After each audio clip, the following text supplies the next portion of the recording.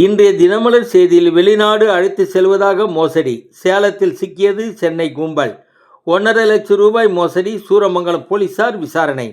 திருப்பூர் மாவட்டம் அருகேயுள்ள கிராமத்தில் வெளிநாட்டு குளிர்பானத்தை விற்க அனுமதிக்காமல் கிராம மக்கள் இன்றும் பின்பற்றி வருகின்றனர்.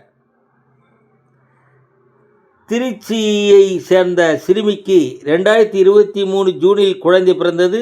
மருத்துவமனை நிர்வாகம் புகாரில் 2025 முறையாக விசாரணை நடத்த தேசிய குழந்தைகள் உரிமை பாதுகாப்பு ஆணையம் திருச்சி குழந்தைகள் பாதுகாப்பு குழுமத்திற்கு அறிவுறுத்தது. இப்போது போலீசார் விசாரணையில் அதிர்ச்சி தகவல்கள் வெளியாகின. 2021 ஆண்டு முதலே அந்த சிறுமி பாலியல் தொந்தரவு ஆளாக்கப்பட்டுள்ளார்.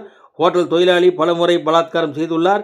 மேலும் தாத்தா முறை கொண்ட ஒருவர், அவரது நண்பர்கள், தாய் மாமன், அத்தை மகன், கோவில் திருவிழாவில் தொழிலாளி ஒருவர், தாய்க்கு அறிமுகமான ஒருவர் என பலரும் சிறுமியை பலாத்காரம் செய்துள்ளனர். இதை யாரும் கண்டுகொள்ளவில்லை. மேலும் போலீசார் கூறுகையில் சிறுமியின் தாய், தாத்தா மற்றும் திருச்சி திமுக வட்ட செயலர் ஒருவர் உட்பட 15 பேர் மீது போக்சோ வழக்கு பதிவு செய்துள்ளனர் என கூறியுள்ளனர். வணக்கம்.